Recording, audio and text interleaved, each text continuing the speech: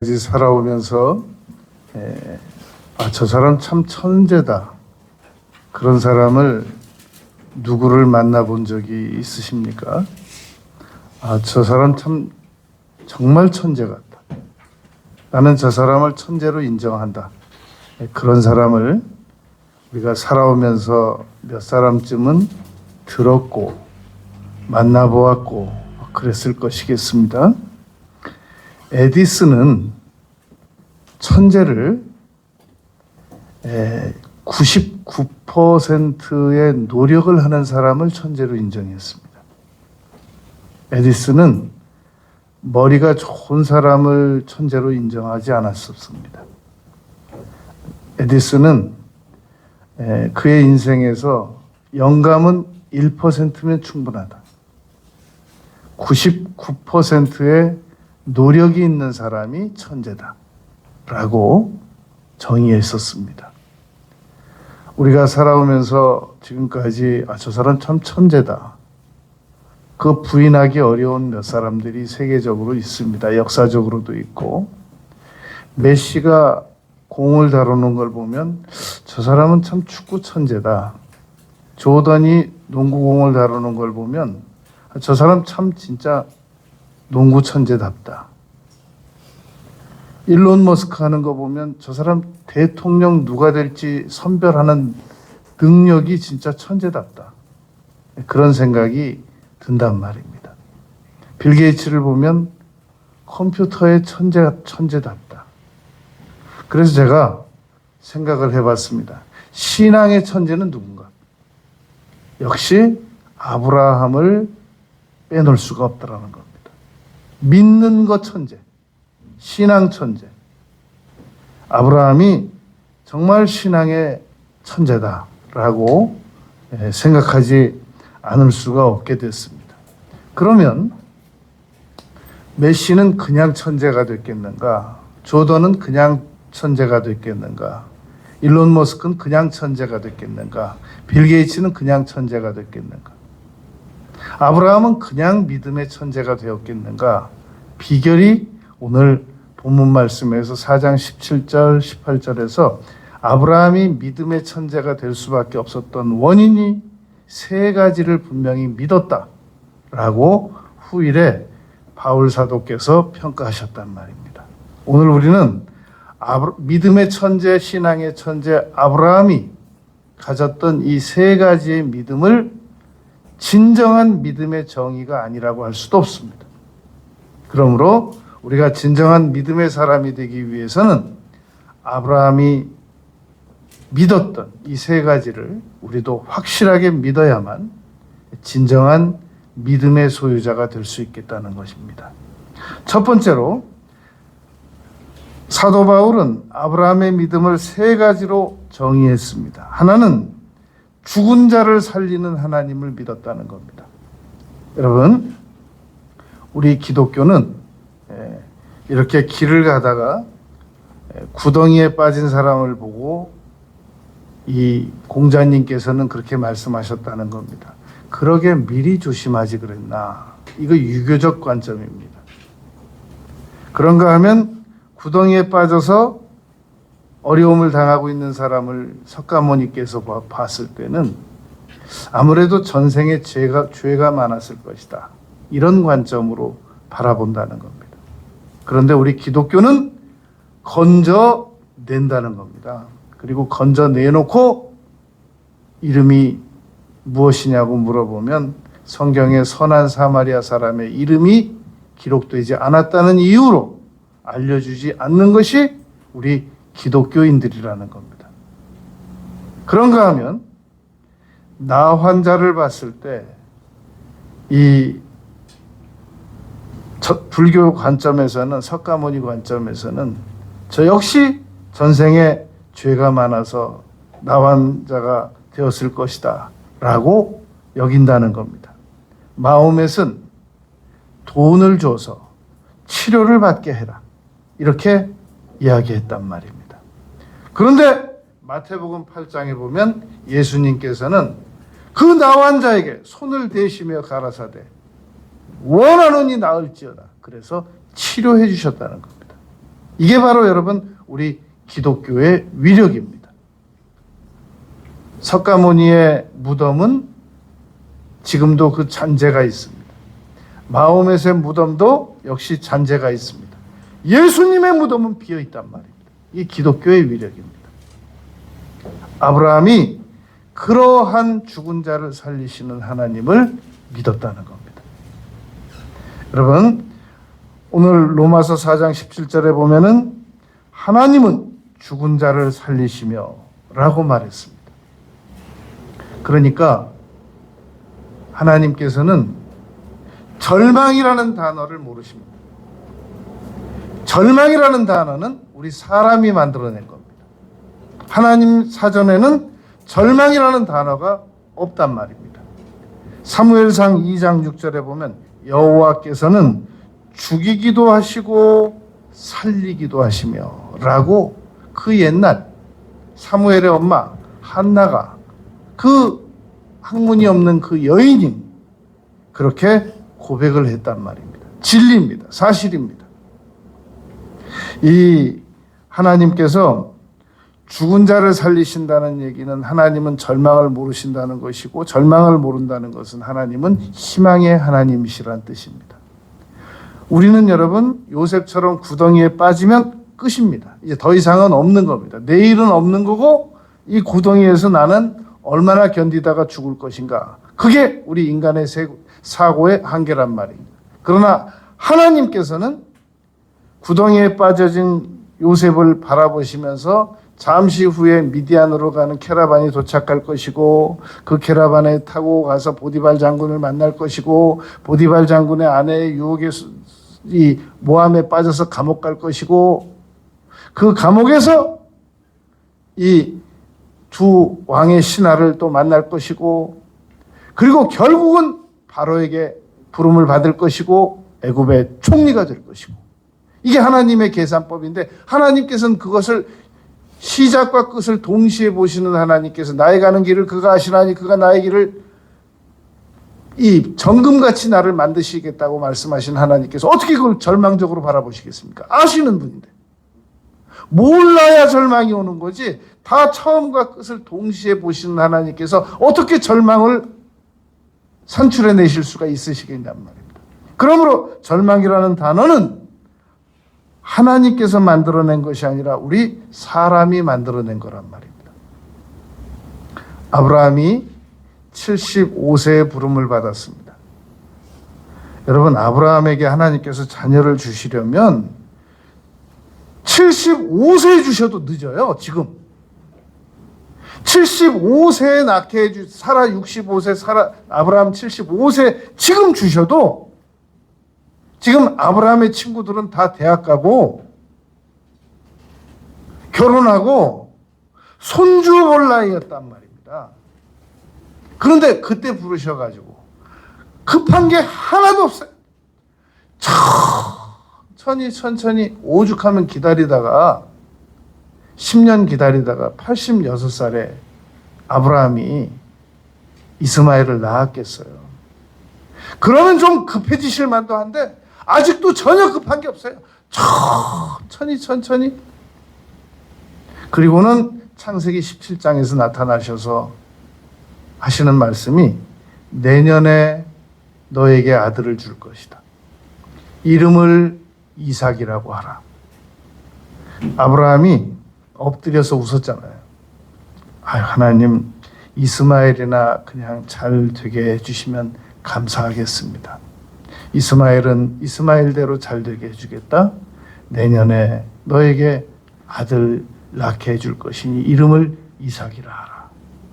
그리고 18장에서 한 번 더 나타나셨어요. 그리고 이번에는 또 아들 내년에 낳게 해준다 그러니까 이번에는 사라가 문 뒤에서 숨어서 웃었어요. 왜 너의 아내 사라는 내년에 아들 준다는데 웃느냐? 그랬더니 사라가 안 웃었습니다. 네가 웃었느니라. 그리고 반드시 내년에 아들 준다라고 그리고 가셨단 말입니다.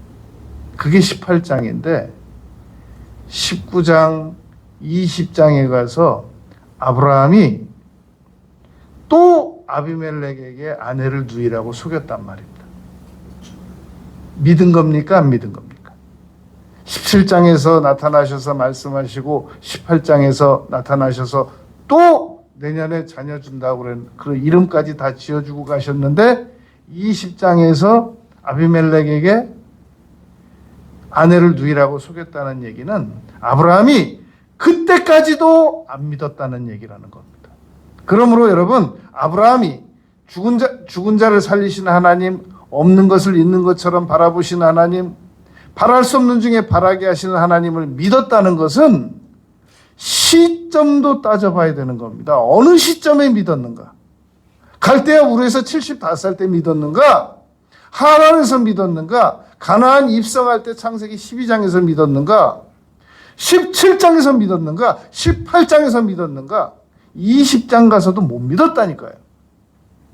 그리고 21장에 비로소 이삭이 아브라함 100살, 사라 90살 때 태어났고 그때부터 믿기 시작했다는 얘기라는 겁니다. 그러므로 로마서 4장 17절 18절에서 바울 사도께서 아브라함의 믿음 세 가지를 다루었던 것은 창세기 21장부터 다루어진 시점을 우리가 봐야 된단 말입니다. 여러분, 우리 믿음은 이렇게 그래프가 그려집니다. 우리도 몇 년까지는 못 믿었는데 몇 년부터는 믿었고 아직도 몇 년까지 지금 그 기한이 됐는데 못 믿는 그런 그래프 곡선을 우리가 생각해 볼 수 있어야 됩니다. 프리드리 미코니우스라는 사람이 있습니다. 루터와 종교개혁을 할 때 같이 동역자였습니다. 미코니우스가 루터에게 편지를 보냈습니다. 아무래도 나는 당신보다 먼저 세상을 떠날 것 같아. 내가 당신 하는 일에 조금이나마 도움이 되었으면 좋았을 것을 더 못 도와주고 내가 이만 먼저 떠날 것 같으므로 우리 천국에서 봅시다. 편지를 보냈습니다. 루터가 편지를 답장을 보냈습니다. 프리드리 미코니우스, 내가 예수님의 이름으로 명하노니 나보다 자네는 6년 더 살 거야 라고 선언을 했습니다. 그때부터 시름시름 앓던 이 미코니우스가 병세가 호전돼 가지고 건강해져 가지고 루터보다 결국 더 오래 살았습니다. 종교개혁 하는 일 같이 하고. 여러분, 하나님은 죽은 자를 살리시는 하나님입니다. 문제는 우리가 어디를 바라볼 때 그러한 믿음이 생겨질 수 있느냐는 겁니다. 환경을 바라봐서는 절대로 하나님은 죽은 자를 살리시는 하나님이라는 것이 믿어지지 않습니다. 베드로가 예수님을 바라볼 때 바닷물 위를 걸었고 시선을 옮겨서 바람과 파도를 볼 때 빠졌단 말입니다. 다시 예수님을 볼 때 물 위로 걸어 올라와서 배에 함께 올라갔다는 겁니다. 우리가 지금 시선을 눈을 들어 어디를 바라보고 있느냐에 따라서 우리가 믿어지기도 하고 안 믿어지기도 합니다. 하나님께서 아브라함에게는 창세기 12장에서 동서남북을 바라보라고 그랬습니다. 믿음이 생겨지다가 또 믿음이 약해져서 14장에서 전쟁하고 15장에서 밤하늘에 별을 바라보게 하셨습니다. 그것을 여호와께서 바라보게 하셨을 때 아브라함이 창세기 15장 6절에서 아브라함이 여호와를 믿으니 하나님께서 그것을 의로 여기셨다. 그 창세기 15장 6절을 바울 사도께서 창세기 4장 21절로 끌고 와서 오늘날 우리가 예수를 믿으면 역시 의로 여기신다 라고 가르쳐 주셨단 말입니다. 여러분, 우리는 하나님을 그저 마음의 위로 정도 해주시는 분, 마음의 치료 정도 해주시는 분, 큰일 날 일입니다. 하나님은 죽은 자를 살려주시는 그런 하나님이십니다. 그러므로 강력한 희망을 가지고 하나님을 바라봐 버릇해야 됩니다. 이사야서 40장 29절, 30절, 31절 보면 오직 여호와를 앙망하는 자는 새 힘을 얻게 된다라고 말씀했습니다. 여호와를 앙망한다 할 때 여러분 죽은 자를 살리시는 하나님을 앙망한다 할 때 그냥 실루엣처럼 바라보라는 말이 아니라는 겁니다.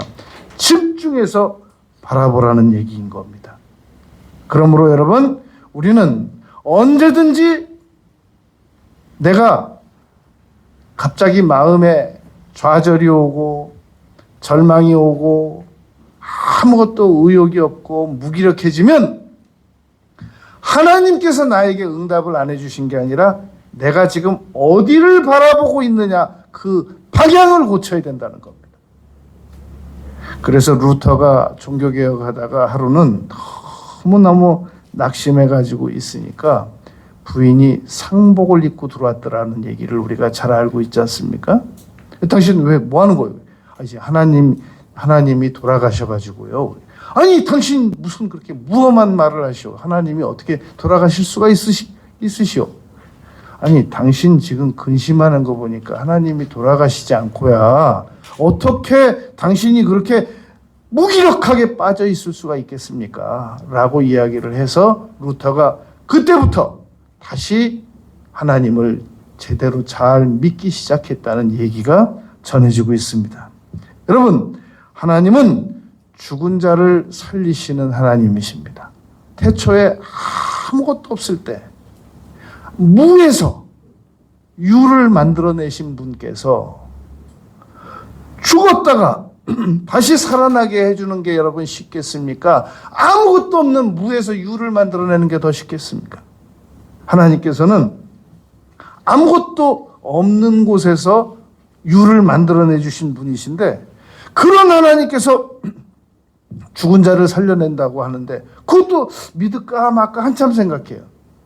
엘리사가 수넴 여인의 아들도 살려냈고 예수님께서 무덤에 돌이 가로막힌 나사로야 나오너라라고 말해서 분명히 걸어 나온 걸 알면서도 죽은 자를 살리신 하나님을 믿을까 말까, 내년부터 믿을까, 좀 더 있다 믿을까, 이렇게 우리가 믿음을 제대로 안 가져가 드려가지고는 하나님께서 무슨 즐거움이 있으시겠냐는 겁니다. 하나님께서 히브리서 11장 6절에서 그가 살아계신 것과 자기를 찾는 자들에게 상 주시는 이심을 믿어야 할지니라 라고 말씀하셨단 말입니다.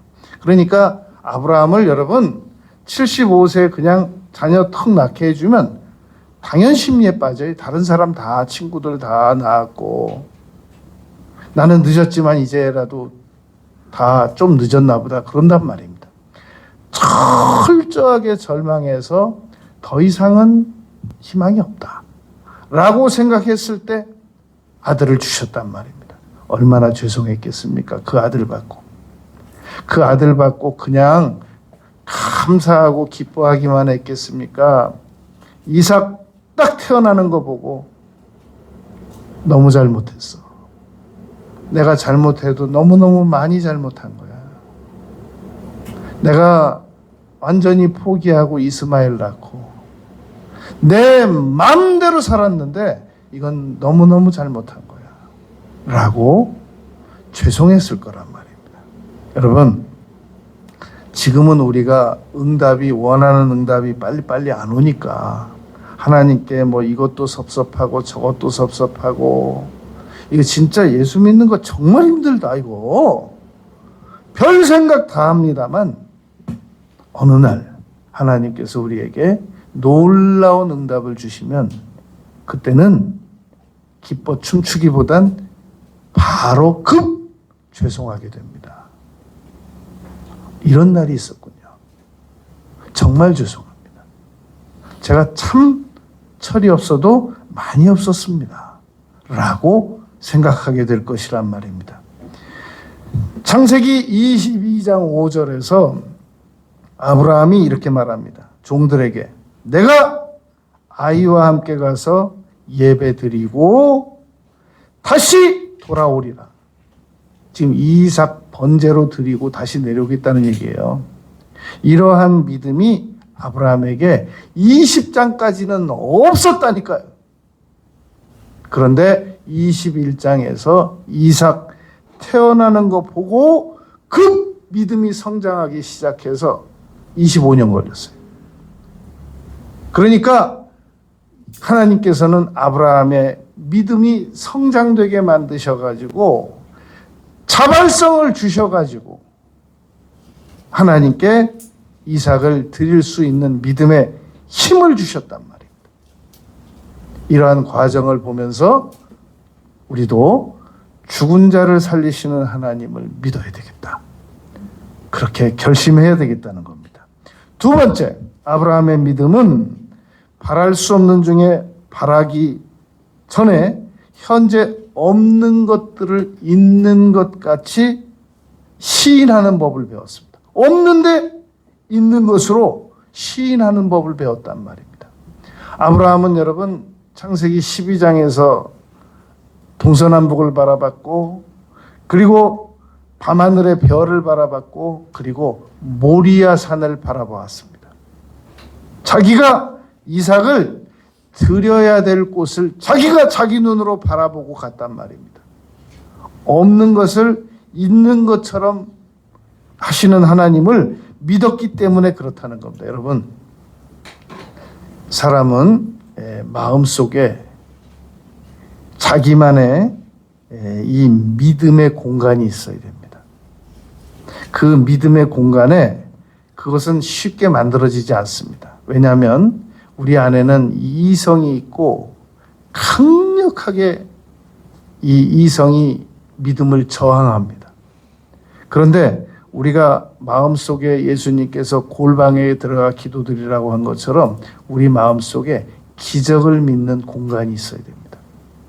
그래서 하나님은 죽은 자를 살리신 믿음을 믿는 공간을 소중하게 가지고 있어야 되고, 없는 것을 있는 것처럼 부르시는 하나님에 대한 믿음의 공간 속에 그 믿음을 가지고 있어야 됩니다. 그래서 다른 사람들이 뭐라고 하든지 나의 마음의 믿음의 공간에는 잠언 4장 23절 말씀처럼 무릇 지킬 만한 것보다 더욱 내 마음을 지키라고 말씀하신 것처럼 우리 마음속에 죽은 자를 살리시고 없는 것을 있는 것처럼 부르시고 바랄 수 없는 중에 바라게 하시는 하나님을 믿어야 된단 말입니다. 그래서 고린도전서 2장 9절에 보면 기록된 바 하나님이 자기를 사랑하는 자들을 위해 예비하신 것은 눈으로 보지도 못하고 귀로 듣지도 못하고 생각으로 다 하지도 못하였다 함과 같으니라. 그런 공간을 가지고 있어야 된다는 말입니다.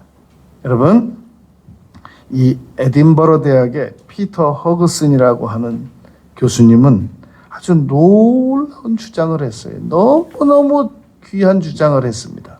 모든 질량은 무질량에서 나온다. 이걸 아무리 과학자지만 어떻게 이렇게 말을 할 수가 있어요? 모든 질량은 무질량에서 나온다.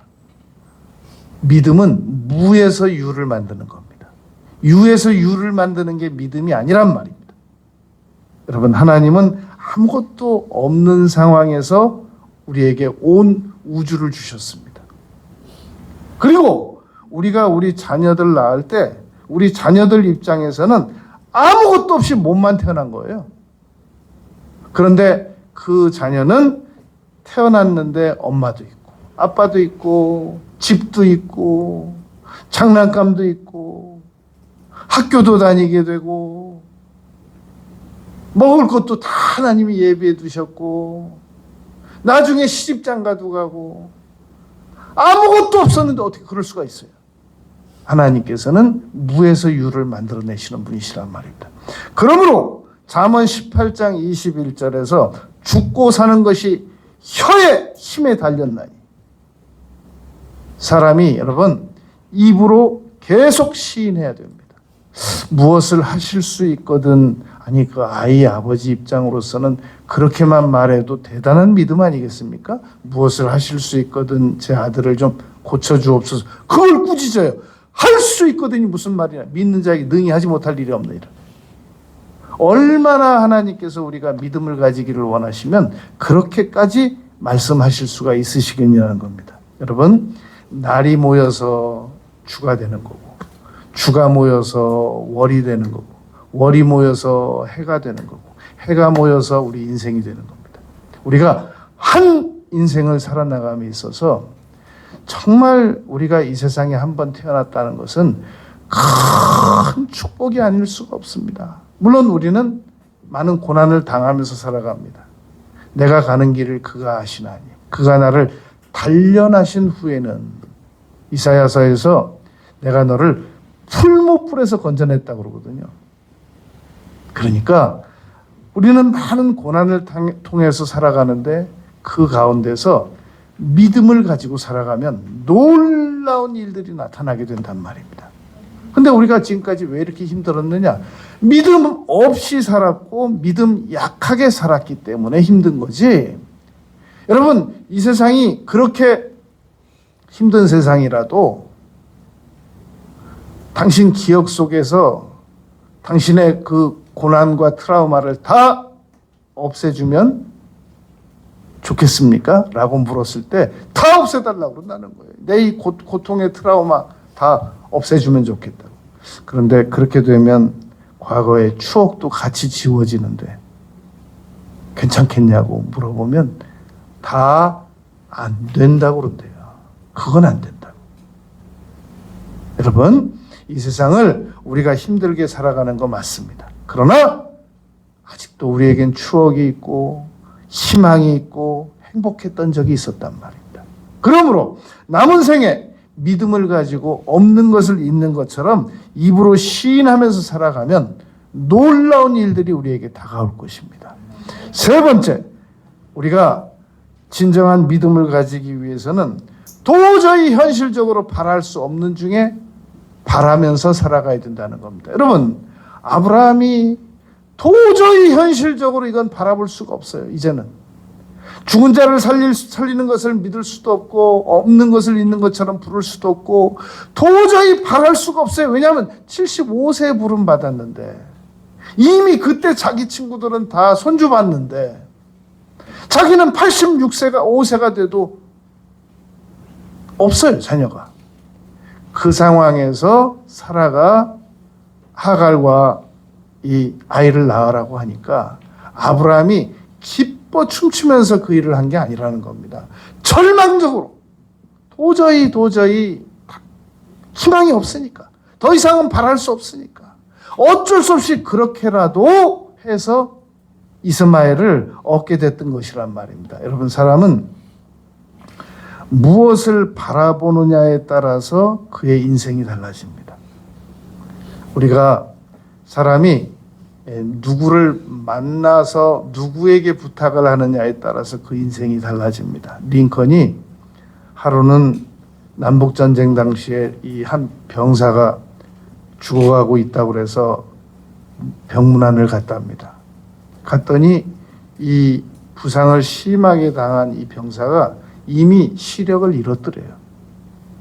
그래서 가서 얼마나 국가를 위하여 싸우다가 이렇게 몸을 많이 다쳐서 정말 무엇이라고 위로를 드려야 될지 모르겠습니다. 그랬더니 병사가 링컨은 확인도 안 하고 제가 이대로 지금 죽어가는데 저의 부탁을 좀 들어주시겠습니까? 그랬더니 무슨 부탁이요? 저희 어머니에게 편지를 한 통 써주시길 바랍니다. 제가 불러드리겠습니다. 그 링컨인지 모르는 거예요. 링컨이 받아 적었습니다. 어머니 사랑합니다.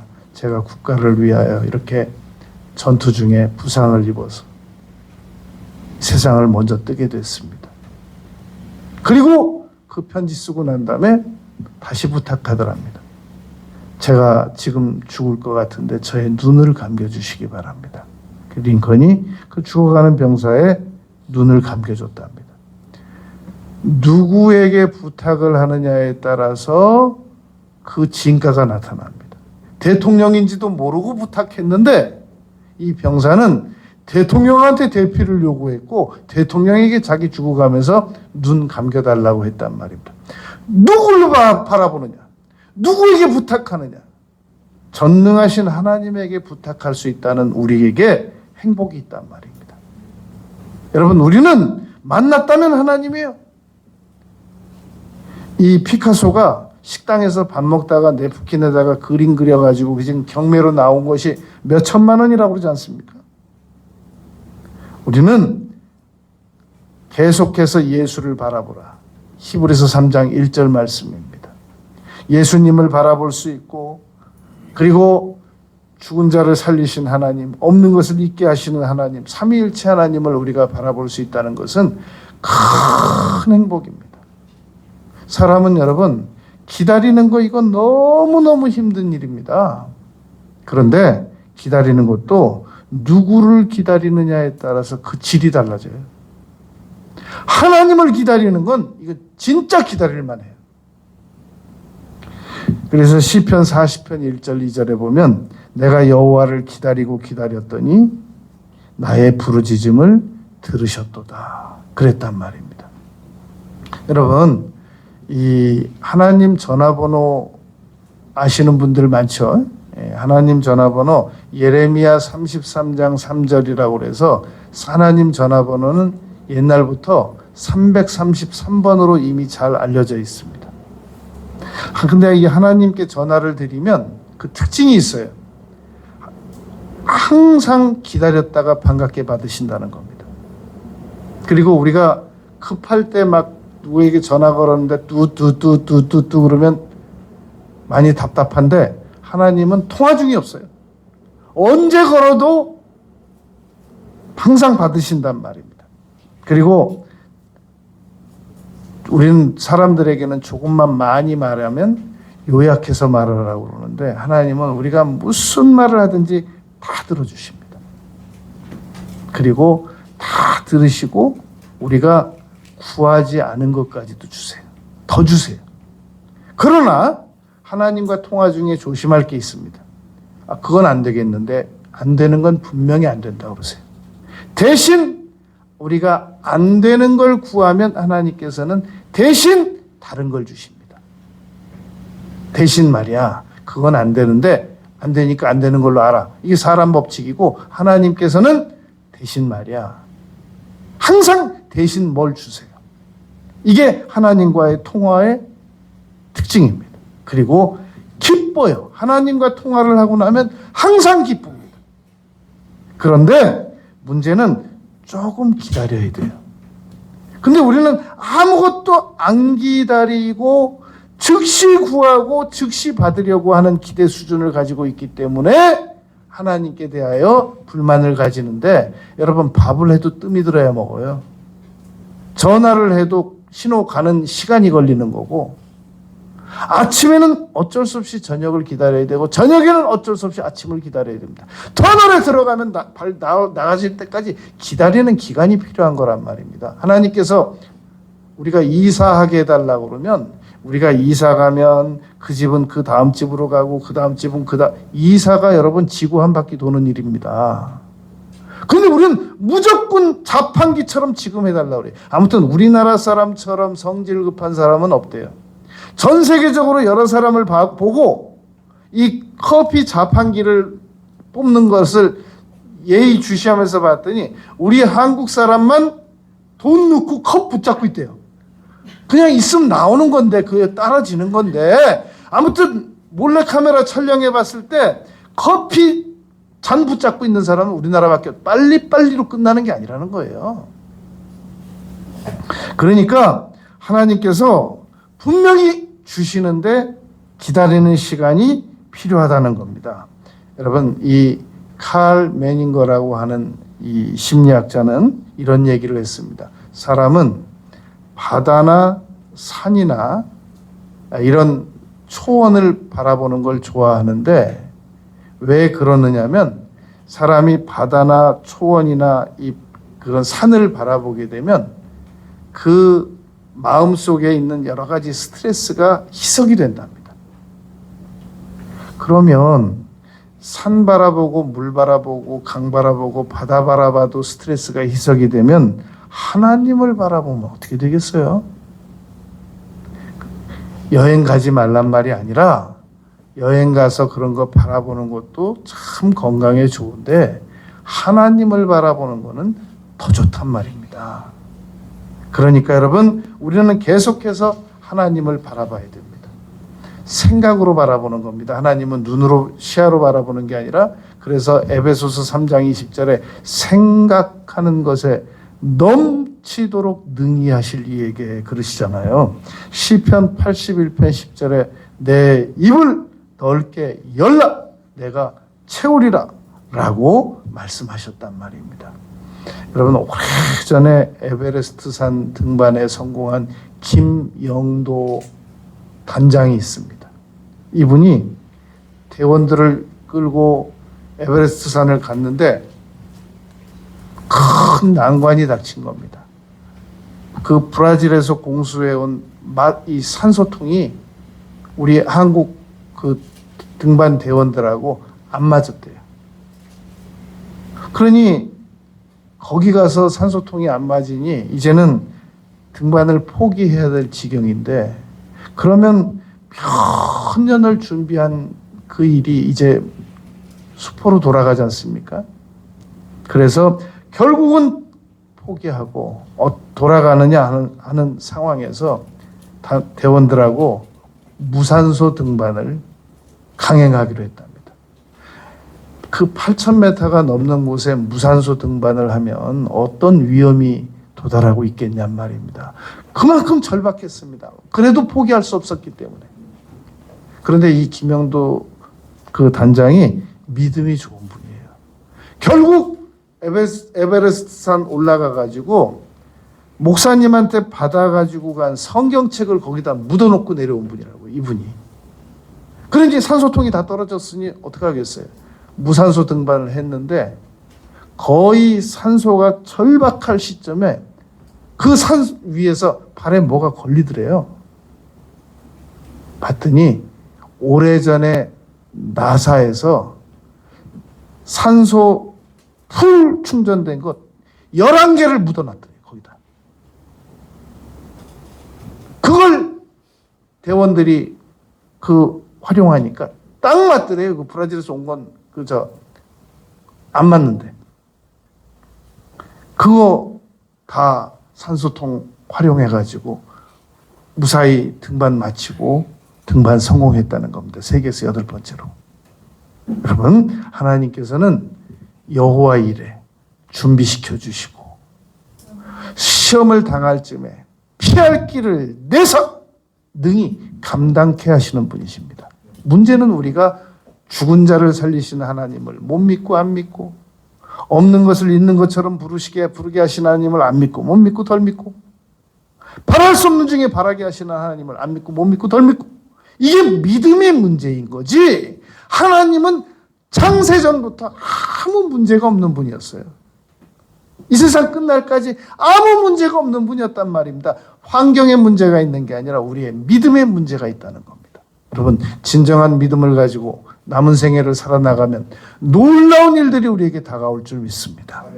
기도드리겠습니다. 아버지 하나님, 저희들이 믿음을 잘 수정하고 보완하여 죽은 자를 살리시는 하나님, 없는 것을 있는 것처럼 부르시는 하나님, 바랄 수 없는 중에 바랄 수 있게 하시는 하나님을 믿으면서 남은 생에 살아가면서 산적한 어려운 문제들을 해결받고 싶습니다. 감사를 드리옵고 예수님 이름으로 기도드렸습니다. 아멘. 502장 찬송